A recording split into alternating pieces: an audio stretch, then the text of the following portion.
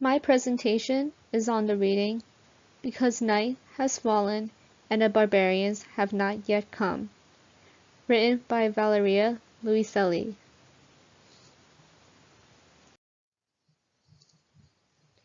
Throughout this PowerPoint, I'll present why the story is not primarily about the boyfriend, but it's about the dynamic of the whole family, proven by strange dialogue and a mother. First of all, to understand my thesis, we need to understand the basis of the story. Generally, the story is about a fictional Mexican family involving the narrator, the narrator's brother, the mother, and the mother's mysterious boyfriend. Throughout the story, the mother mentions a lot to her adult children that her new and blind boyfriend is going to visit them in their house. The adult children spends time preparing in the house to welcome their mother's new boyfriend while wondering who the new boyfriend is. In the end, the boyfriend never comes to visit them, while the whole family is making theories about what happened to the boyfriend, proving the major quote in the story, "Everyone has a theory, but there's no explanation." Basing off of what I've just said, it's easy to be confused why the story is not about the boyfriend, or, in other words, why the boyfriend doesn't quote-unquote make the story.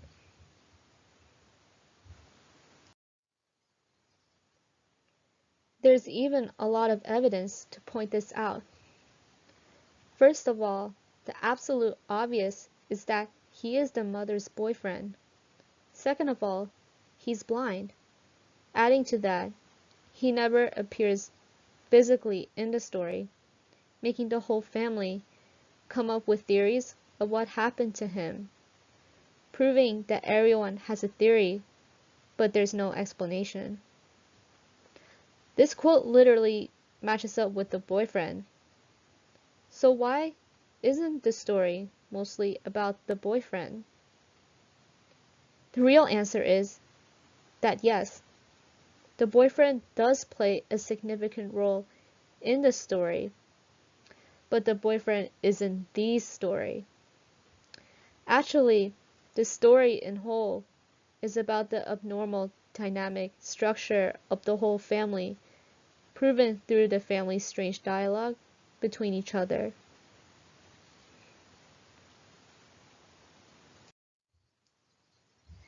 When you read the story the first time, it's easy to pay attention at the mysteriousness of the mother's boyfriend. But after reading it again, you can notice the strangeness of the family, particularly the dialogue. Toward the end of the story, it even says, "So where's the pelota player?"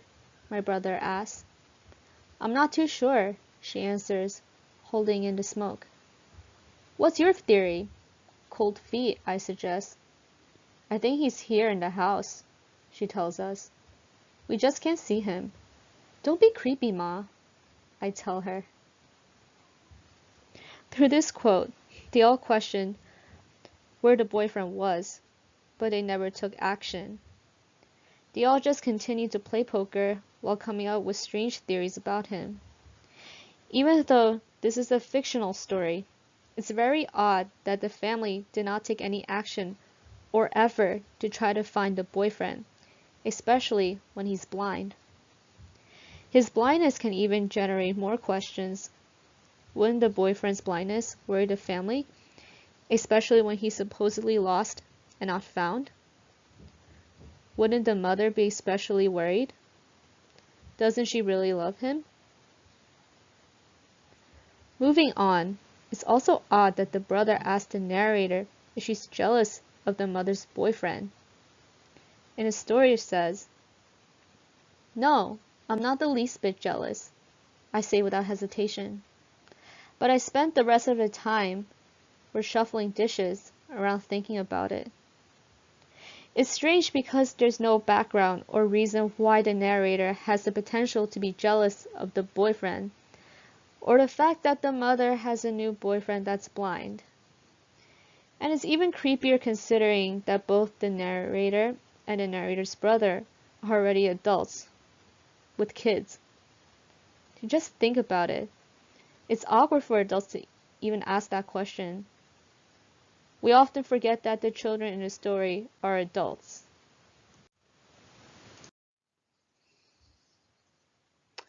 Also, speaking of the mother, she is the one that plays the bigger role in the story, not the boyfriend. If you pay attention to the story begins with the mother mentioning that everyone has a theory, but there's no explanation. The story also closes with the mother, ending with the narrator's good points about her mom. The last sentence says, "Nothing like that ever happens to Mom.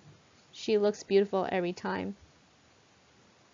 Through the mother, it shows even though the boyfriend plays a significant role in the story, he actually plays one of the least roles in the story. We only think the boyfriend plays a leading role in the story because he's literally just doesn't show up. This leads to the theories about the boyfriend, and theories are supposed to make us think and guess what's the right answer. Without the theories, the quote-unquote boyfriend is just the mother's boyfriend. In other words, he just tags along in the story. Imagine the scenario changes in the story. What if the boyfriend actually shows up in the story? Well, we can only imagine the possible scenarios. The boyfriend could come off as awkward, amusing, or disliked by the children. But the important part is, if he actually shows up, there would be no theories and no questions, which shows that the boyfriend is really just a minor character in the story. Overall, the story is not about the boyfriend, but it's about the abnormal dynamic of the family. This is proven through strange dialogue between family members and the role of the mother.